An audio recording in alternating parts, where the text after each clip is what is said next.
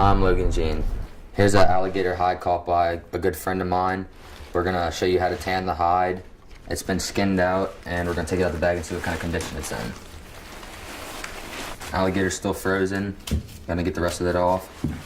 Scrape some of this excess meat out and start preserving it with some chemicals.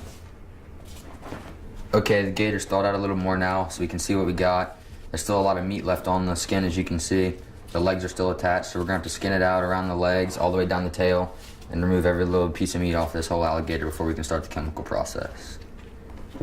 There's actually a couple ways we can remove the meat from the alligator. We can use a scalpel and cut some of the meat away with the heavy tendons.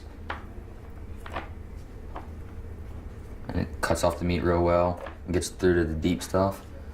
Or we can use a scraper and get off some of that excess meat and just scraping the skin and pulling the meat right off.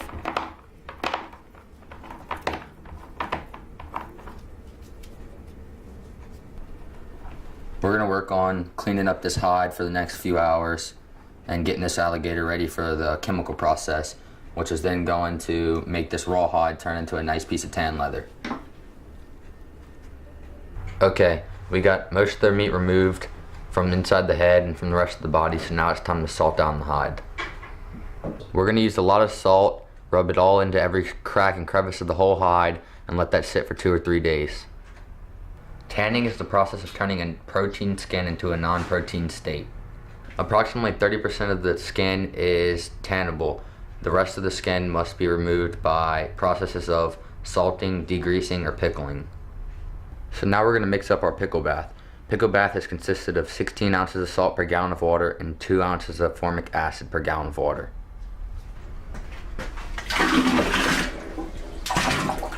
And now we're going to take our skin out of the salt and put it in the pickle bath. As you can see, the salt's taken a lot of moisture out of the skin and a lot of the non-tannable proteins and left us more with the tannable proteins, so we can drop it down our pickle bath and make this hide look good.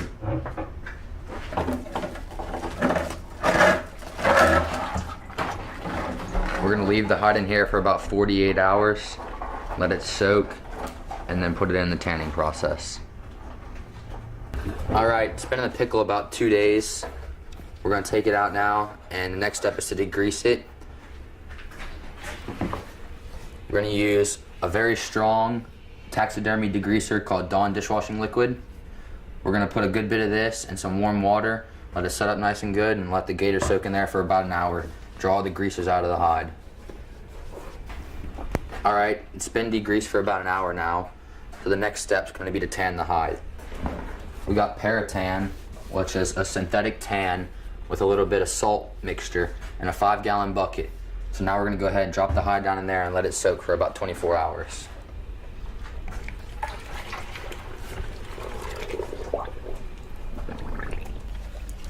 Alright, it's been in the tan for about 24 hours now.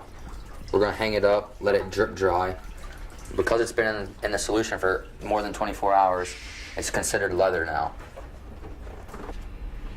Alright, now that the tanning's done and we've let them drip dry, we're going to lay the hide out on a piece of wood, stretch out the skin, tack down the edges, and make sure that when the hide dries, that it stays nice flat and doesn't crinkle up. So that's it. That's all the steps to tanning an alligator hide, deer hide, or any kind of hide for that matter.